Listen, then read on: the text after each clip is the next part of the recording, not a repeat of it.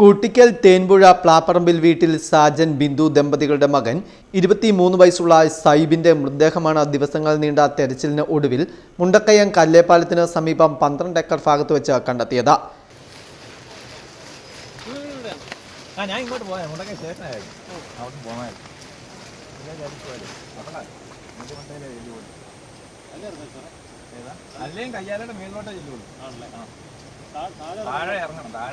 സ്വകാര്യ ബസ്സിലെ കണ്ടക്ടറായിരുന്ന സൈബിനെ കഴിഞ്ഞ ബുധനാഴ്ച മുതലാണ് കാണാതായത്.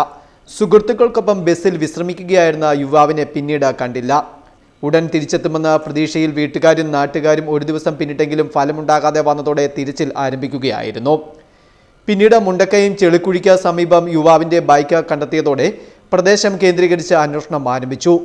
ദിവസങ്ങൾ നീണ്ട തെരച്ചിലിന് ഒടുവിൽ ഞായറാഴ്ച രാവിലെ ചെളിക്കുഴിക്ക് താഴെ പുല്ലുകയാറിന്റെ തീരത്ത് യുവാവിന്റെ ചെരുപ്പും വസ്ത്രങ്ങളും കല്ലിൽ ഉപേക്ഷിച്ച നിലയിൽ കണ്ടെത്തി.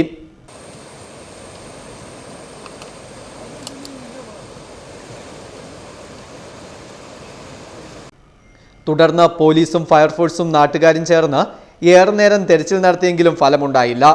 പിന്നെ പുല്ലകിയാറിലും മണിമലയാറും കേന്ദ്രീകരിച്ച് നടന്ന തെരച്ചിലിന് ഒടുവിൽ മുണ്ടക്കയം കല്ലേപ്പാലത്തിന് മുകൾ ഭാഗത്ത് പുല്ലകിയാറിന്റെ മധ്യഭാഗത്ത് ചെറുമരങ്ങൾ തിങ്ങി നിൽക്കുന്ന തുരുത്തിൽ കുടുങ്ങിയ നിലയിൽ മൃതദേഹം കണ്ടെത്തുകയായിരുന്നു.